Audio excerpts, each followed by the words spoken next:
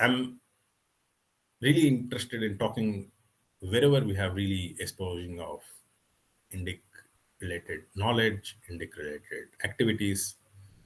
So promote a vision and also enable the realization of Indic principles driven enterprise.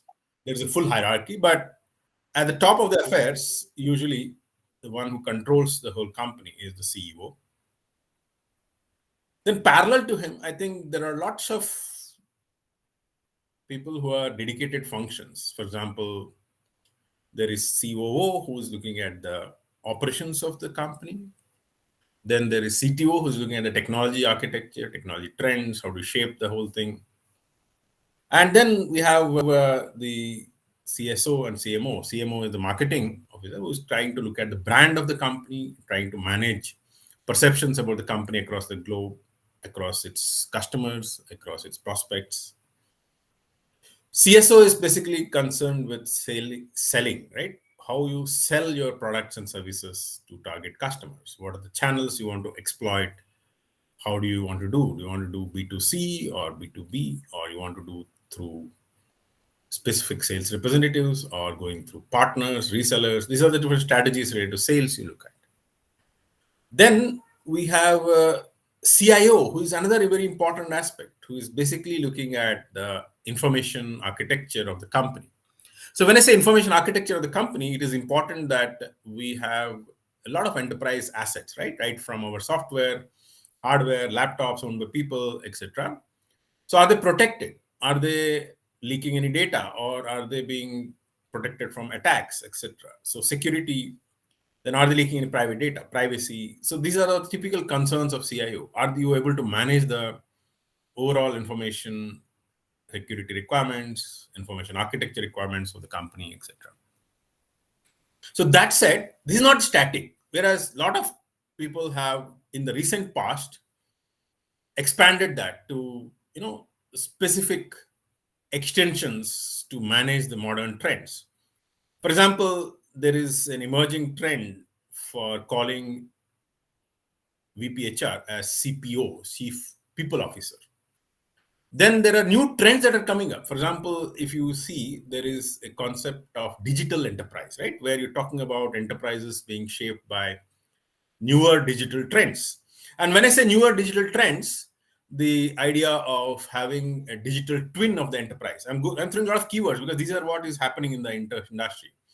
People are now talking about, while there is an enterprise which is functioning, but there should be a digital twin of the same, which is basically considering the fact that you have to carry out the entire operations in the digital manner. So that's where they're calling as CDO, which is Chief Digital Officer. Similarly, now with penetration of technologies like analytics, AI, etc., people are talking about CAO, Chief Analytics Officer, or Chief AI Officer. So like that, the concept of the management of an enterprise is driven by a team under CEO, maybe in multi-level hierarchy, like CTO may be having security officer reporting to him, something like that in the hierarchy. But at the end, the goal of all the management roles in an enterprise is to ensure successful functioning of the enterprise so that it can develop products and services, sell them to target customers, make revenue, make profits in a bounded context called the legal framework. So the legal framework is very important. Legal framework is basically something which is usually governed by laws, right? Laws of the state, laws of the company based on accordance with the business rules laid out by something like Ministry of Company Affairs.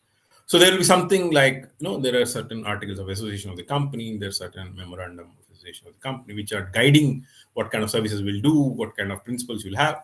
Then from actions related to the enterprise functioning, we'll have rules, right, which are encoded in something like, for example, if you're an employee, there'll be something like code of conduct you'll be signing. There'll be some NDA which you'll be signing. There'll be, if you're a CXO, especially you're talking about CEOs, etc. Now they are trying to write something like code of ethics. Like, for example, you will not talk bad about the company in public forums, or you will not violate intentionally any resolutions related to the you know intention of the company in taking some direction. So CEO works along with the board, which is the governing body of the company, which is basically a set of experts who are advisors and actual stakeholders in making the vision and so-called mission of the company possible. So all that is fine. But what we took a call is, there are three problems with the current role definitions and the way enterprises are functioning.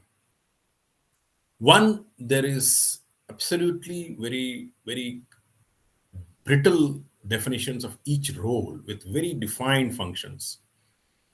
And at the same time, we also have the strict adherence based on something which is guided, which is, we can say, coded or codified rules, codified, something like constitutional requirements, which are codified documents which govern the function of that.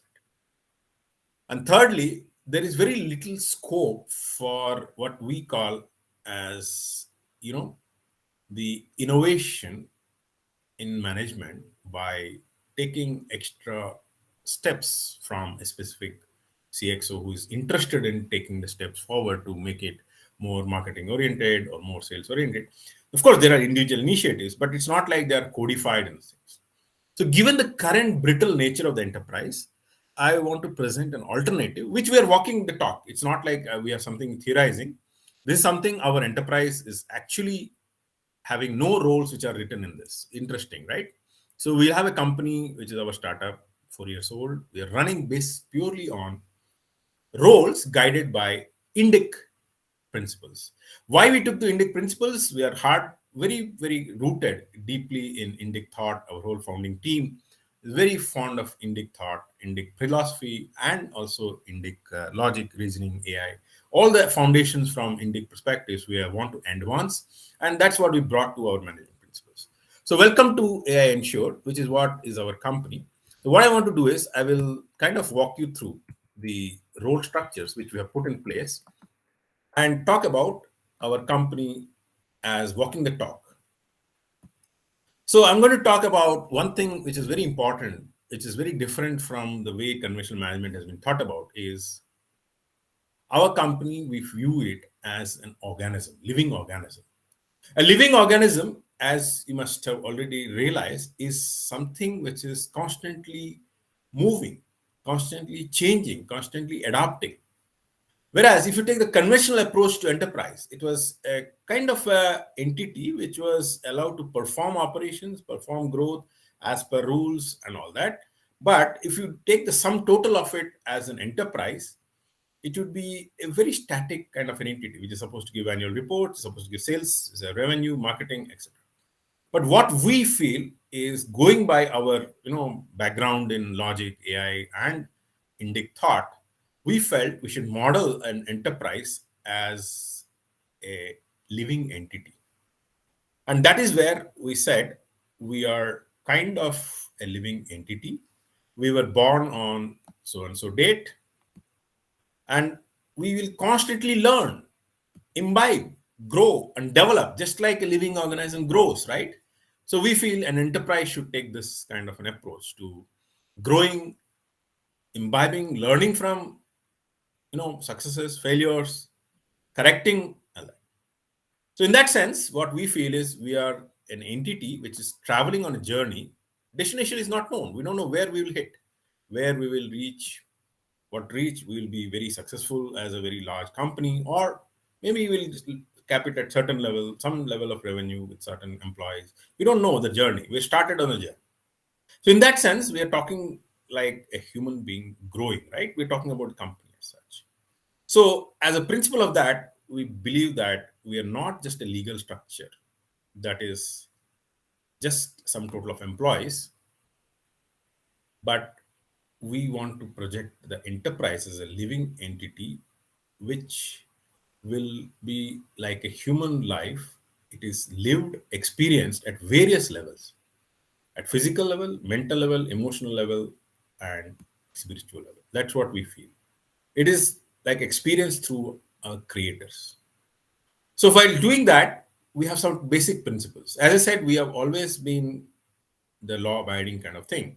But instead of laying the overall thing like a very hard coded, well encoded legal principles, as in, let's say, Ministry of Company Affairs, laws or legal entities, we feel we should try to live most by principles of governance rather than absolute hard coded laws and legal entities, legal framework. Because what we feel is if you have to create a dynamic and endurable entity, we need to have principles guiding us rather than very hard coded rules guiding it. So that's the difference between a living enterprise versus a static enterprise, which is a conventional view of business as we thought about. So, as I said, our principles, there are four principles: truth, ahimsa, satya, ahimsa, aparigraha, and non stealing. So, basically, the point is we want to create an ethical company, ethical, legally binding, following the truth. And why we take it also, there is a reason. Our company, AI Ensured, is basically a company which is working on ensuring that the modern AI technologies which are emerging in the business, right, in every our daily life, including LLMs, including driverless cars, including mail completion engines, etc., are functioning correctly, ethically, and responsibly. So, AI Ensured is a product for ensuring that AI solutions are behaving responsibly, ethically, and respecting the human principles of equality, equal opportunity, security, and privacy preserving. These are very important.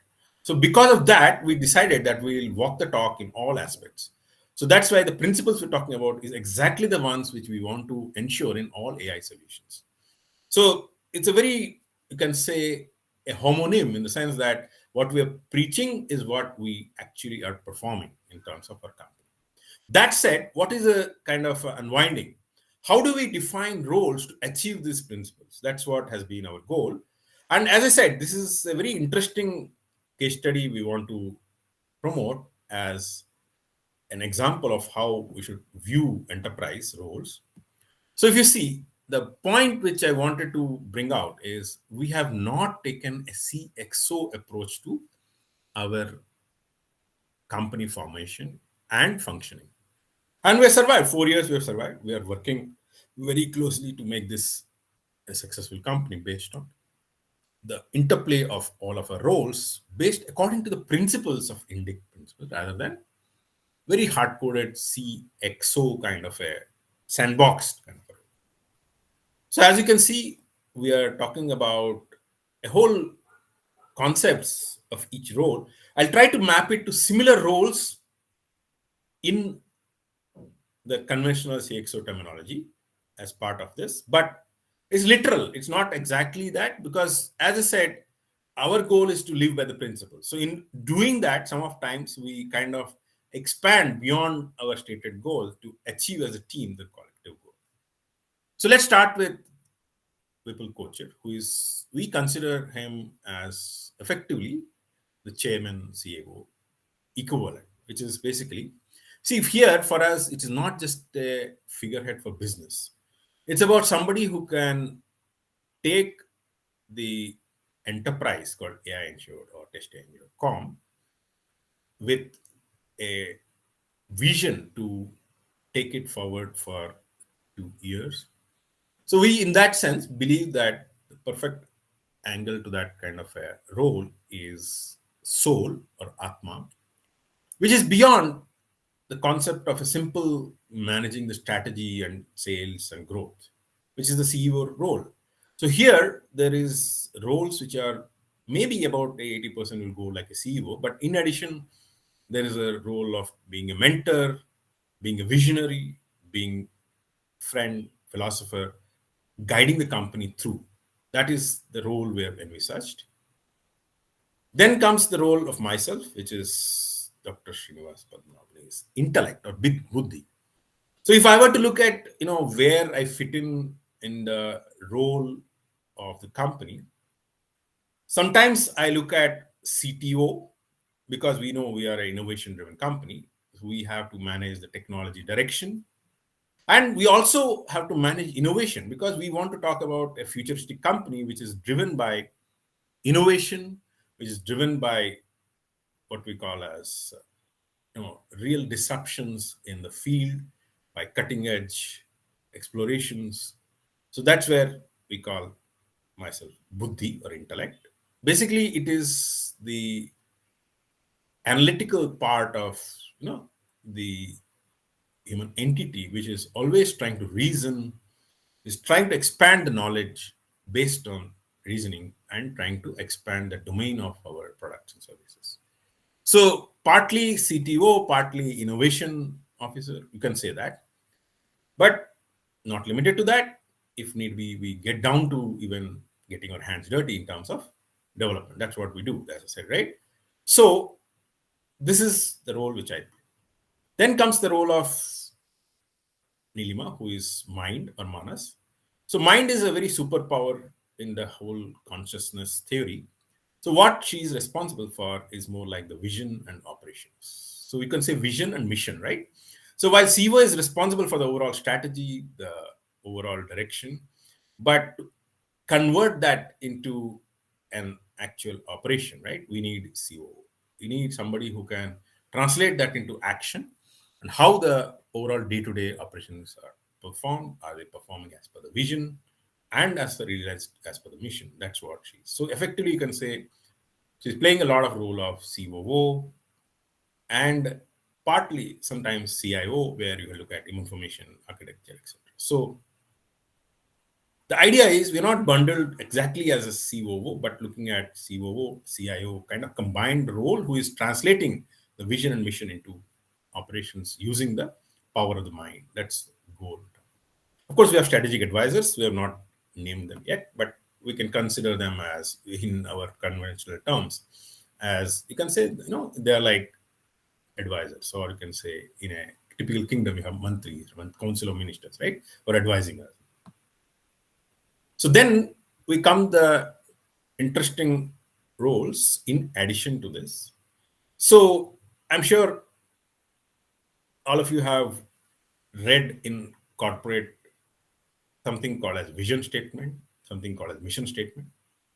Vision is something which is about making an effort to make sure that the direction of the company, as guided by CEO and the team of COO and CIO, are in the right direction. So that is where the vision of JP comes in, who is, you can say, chief vision officer. He's a semi-advisor, you can say, he's like a showstopper. If you find some wrong direction taken, we get feedback.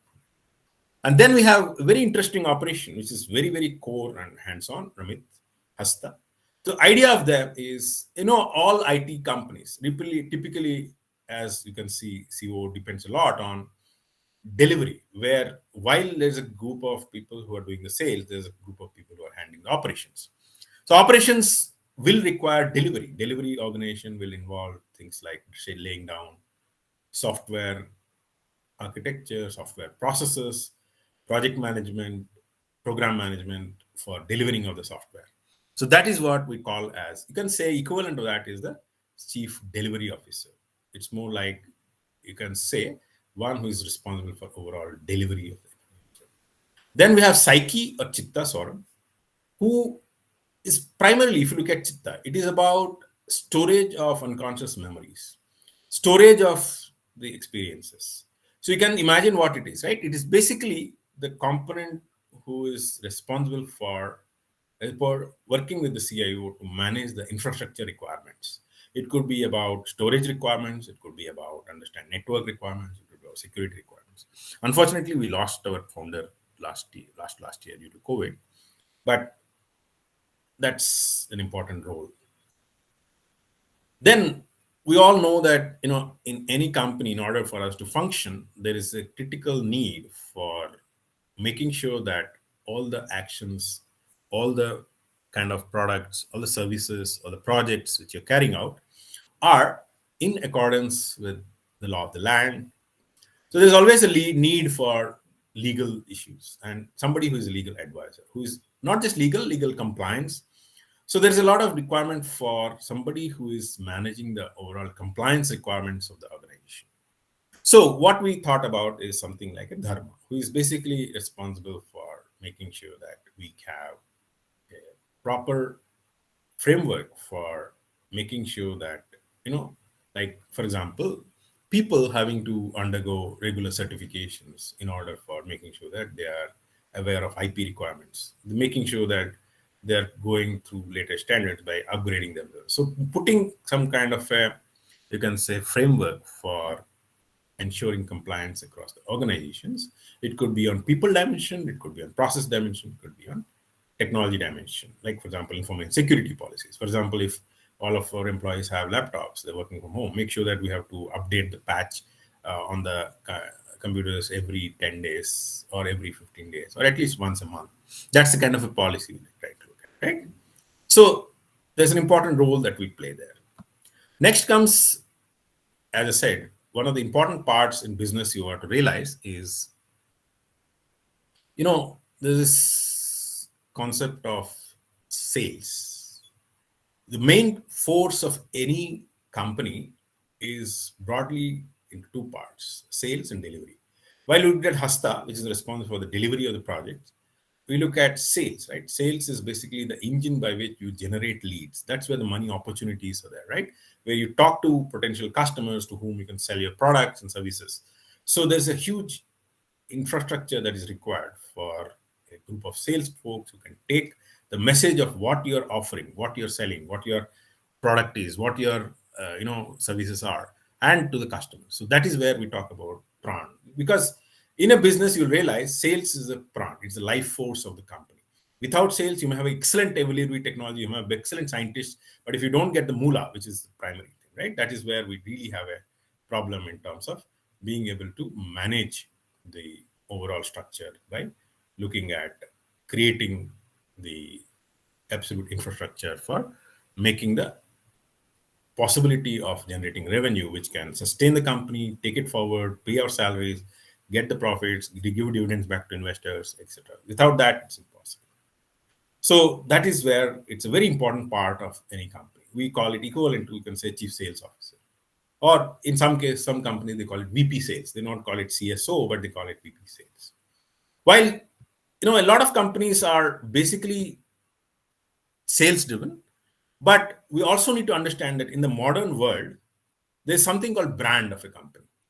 The brand of a company is very much going to determine your image, your perception, and that's going to affect the sales also. And in fact, in some of the large companies, especially B2C, it is marketing and brand which drives the business rather than sales.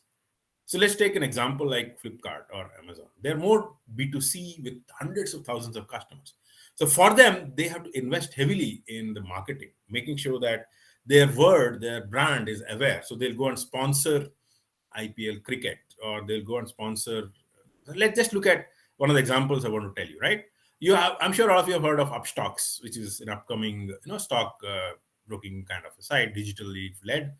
You know, it is surprising to note that in the last 2 years, 3, 4 years of existence, it has reached the number 3 in terms of the overall brokerage firms in the Indian context, beating companies like ICICI Direct, which has been there for the last 30 years. So how is it possible? Because of the power of marketing, the mouth or mukha, we call it, right? That is basically where we say the voice of a company, where we send the marketing message of a company to the outside world.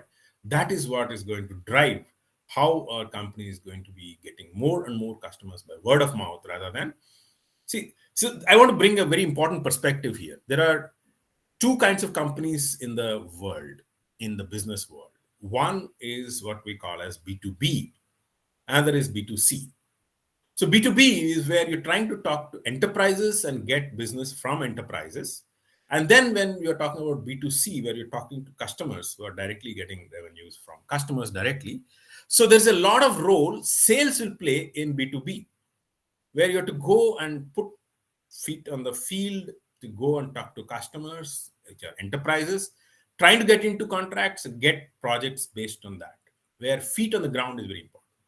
Whereas if you are like an Amazon or a Flipkart or Upstocks, you don't have feet on the ground to go and talk to individual investors who are taking part in the stock. Instead, you will try to create a brand. You'll try to create a market brand by spending heavily on marketing.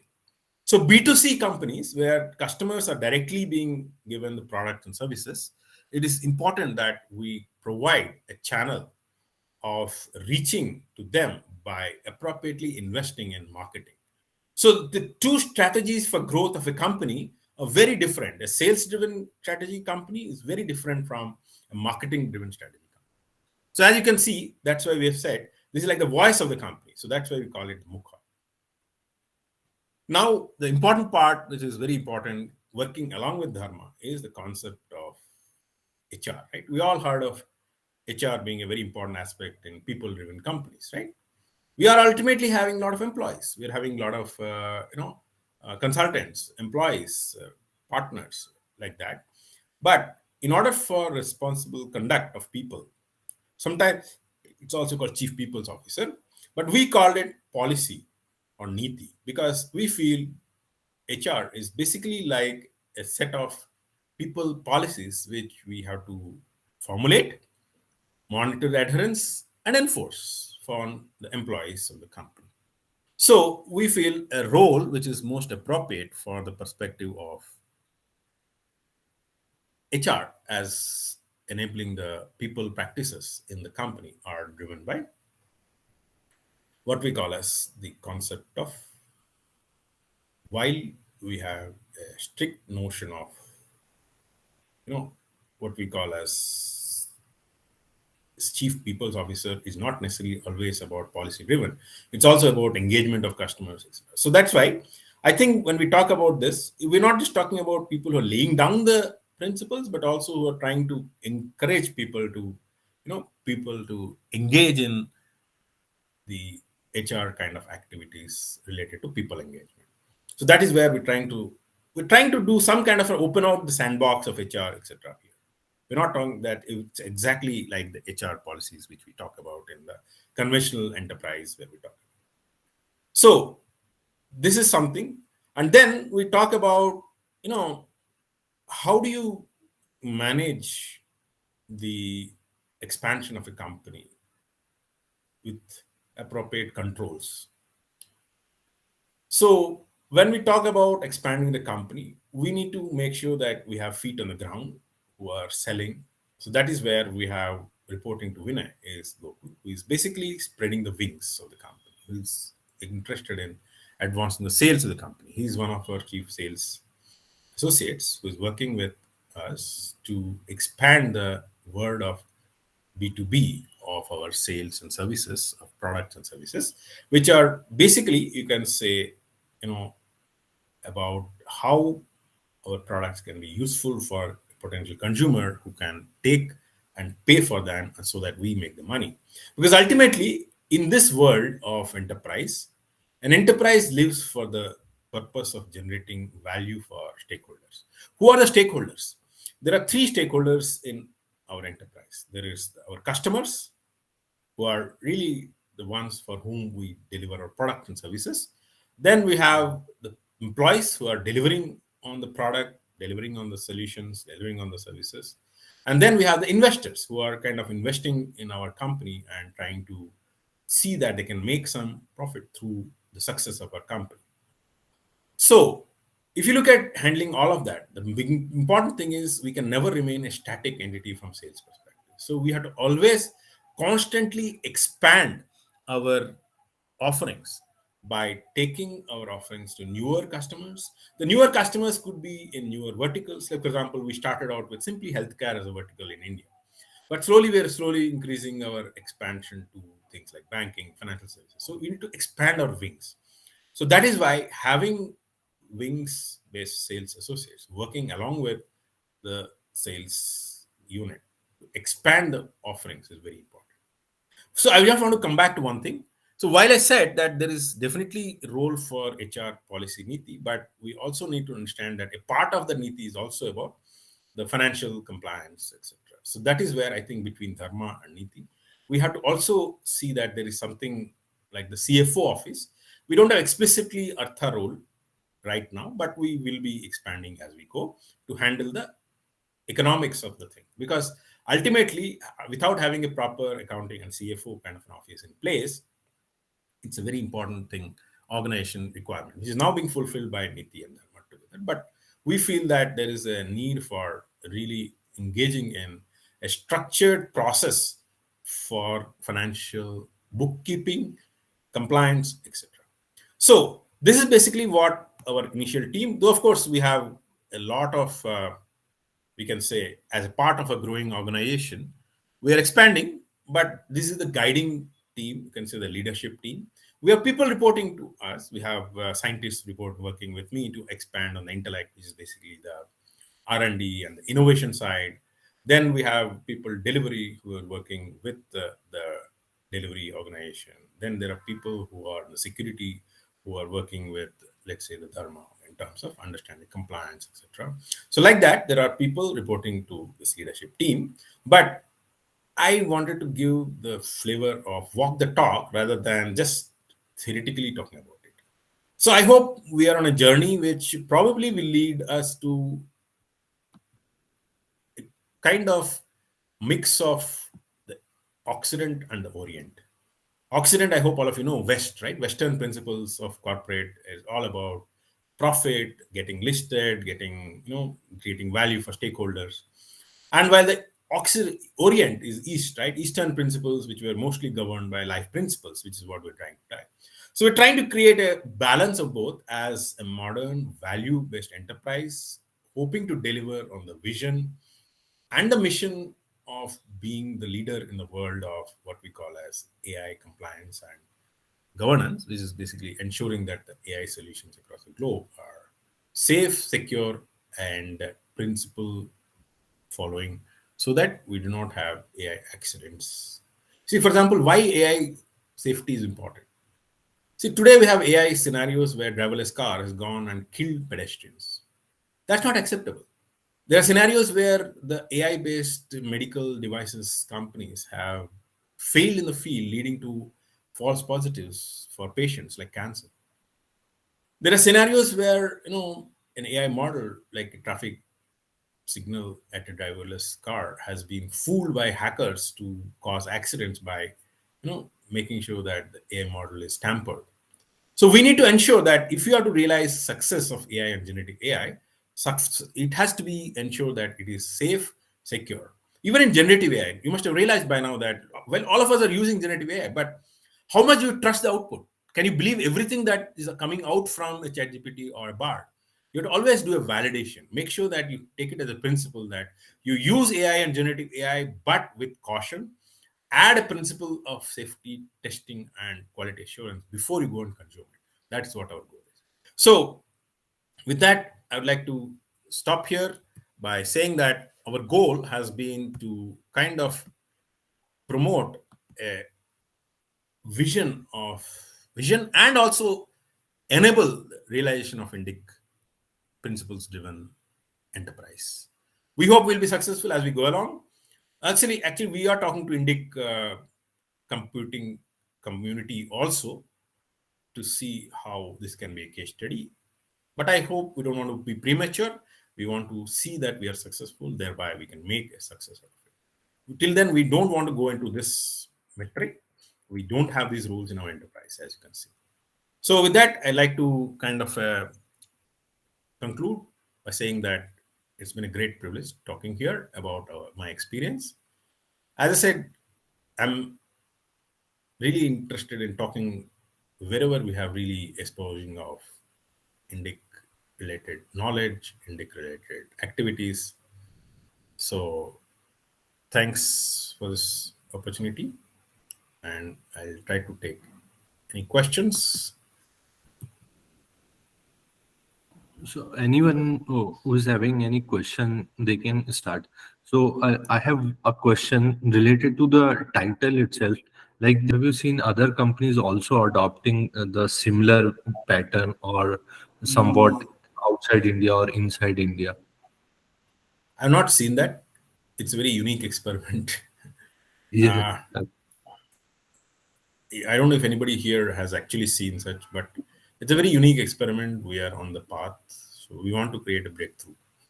Yes, I heard country as a organization or a organism, living entity. I can have seen examples for that, but I'm also feeling I'm seeing a company or a business role first time as a living entity or organization. It's good talk, and it's very nice to know this how business role can be related to actual living entity. How are the investors perceives the adoption ethical AI? Not just about a talk. I also want to mention that oh, it's attracting some unique investors. There are some people who are very attracted by this proposition. So we still now we're not gone seriously to investor. We're still bootstrap. So hopefully it will get us good, interesting mileage. But the more interesting part is the work which we're doing, which is around ensuring AI safety and responsible AI. That's another noble vision. So we charted out with multiple visions. So one was this Indic role, then another is basically solving the problem of safe and responsible AI. That is another big goal of ours to ensure. And third, there is a third goal which is also very important. Is we're very deep tech. Our goal is to make a deep tech product company out of yes, ethical AI is a very small subset of the overall you can say responsible AI. So our third goal is to create a deep tech company startup out of India, which is again a big challenge. So we started out with multiple challenges. Hope we'll achieve all of them. That's all. So we started the really complex thought process. Group of professionals extremely experienced in the industry. We all could have had our jobs, huge careers, but we have given all that to follow this vision. So all three visions are very important. Promoting an Indic kind of a living organism kind of thing. Second is getting to work on AI safety. And third is creating a deep tech ecosystem right out of India for the world. So investors are, as I said, right, there are two kinds of investors. One is basically people who are looking purely at now and then. Means are you a company who is generating profits, you have a market share getting there. Like, for example, those who are investing in something like e-commerce. So these are people who are looking at immediate results. They don't look at innovation. But there are people who are really long term, who want to look at deep tech innovation over the longer term for longer term growth. That's where you had companies like Google, Nvidia. They came up because of that kind of investment. So we are looking for those kind of investors. We're not looking for short term, just take it profit today. It doesn't work like that. We are in for a long haul. We want to create an impactful. We can say we are trying to create something like a Google out of India. It's at that level. We are trying to create that level of a product. And you cannot be just short term. You have to be patient. You have to invest a lot of patents, a lot of technology, a lot of innovations. In fact, we are also looking for a lot of research collaborations. We already have research collaborations with some institutions. So if people that are interested in collaborating, of course, because we're a startup, we can't fund much, but we have very exciting research problems. Very exciting research problems. It's Dr. Fani from Andhra Pradesh. Thank you for your wonderful talk. Uh, so, I have you already described about the entrepreneurial investment opportunities by adapting this kind of an business model. I would also want to know how does Indic knowledge or anything that can be imbibed into the thought process of research or anything like that. Your thoughts on that? So that's a very broad topic because if you see, there is Indic knowledge available on many aspects. One of them I talk about is logic, Tarka Shastra. So there are today, in fact, I know some startups who are working on creating, AI-based systems purely based on the Indic Tarka Shastra and the logic systems of AI. So I think there's a lot of knowledge. Then I talk about another interesting thing, which is kind of very, I don't know whether you call it application of AI or the thing is how now a lot of Indic knowledge, which is encaptured in manuscripts, right? With the help of computer vision and all, they're trying to retrieve them and trying to create Indic knowledge bases. That's another area where a lot of work is happening on retrieving classical knowledge, which is there. So using classical knowledge, as I said, some of the examples are people are trying to build reasoning systems based on Indian logic system. But it's an ocean. I think we just started scratching the surface. So I saw the talk yesterday on LLMs with Indian knowledge. I think it's a very good effort. I think we should encourage more and more such systems because I feel there's a lot of knowledge already present in the Indian literature. What are the topics, research topics that you're interested in to collaborate? Can you give a gist or enumerate So we few? work on something like ML model security. We also work on ML model privacy. At ML model level, we do security, privacy.